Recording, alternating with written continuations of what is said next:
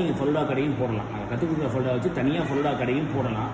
இப்போ ஐஸ்கிரீம் வச்சு நம்ம பிஸ்னஸ் பண்ணும்போது என்ன பெரிய ப்ளஸ்ன்னா ஷெல்ஃப் லைஃப் அதிகம். 9 மாதம் கெட்டு போகாது. ஒரு பிரியாணி கடை வைக்கணும்னு வச்சுக்கலேன், பிரியாணி கெட்டு போச்சுன்னா பிரியாணி குப்பையில் கட்டணும்.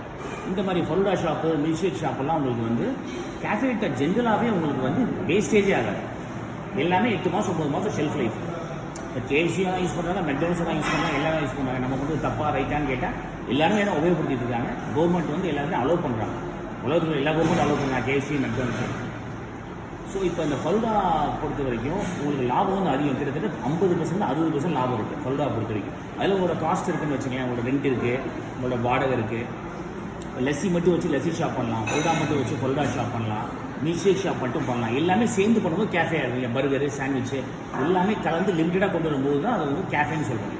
தனியாக பர்கர் பண்ணால் பர்கர் ஷாப்பு, தனியாக பீஸா பண்ணால் பீஸா ஷாப்பு, தனியாக லஸ்ஸி பண்ணால் லஸ்ஸி ஷாப்பு, மில்க் ஷேக் பண்ணால் மில்க் ஷேக் ஷாப்பு, நீங்கள் ஃபல்லுடா பண்ணால் ஃபல்லுடா ஷாப். எல்லாத்தையுமே தனித்தனியாக உங்களுக்கு கோயம்புத்தூர், சென்னை எல்லா பக்கமே தமிழ்நாட்டில் ஆல் ஓவர் த வேர்ல்டு வந்து இதுக்கு தனித்தனியாக பிராண்டே இருக்குது. சரிங்களா? உங்களுக்கு புரிஞ்சவங்கெல்லாம் பார்த்துருப்பீங்கன்னு நினைக்கிறேன்.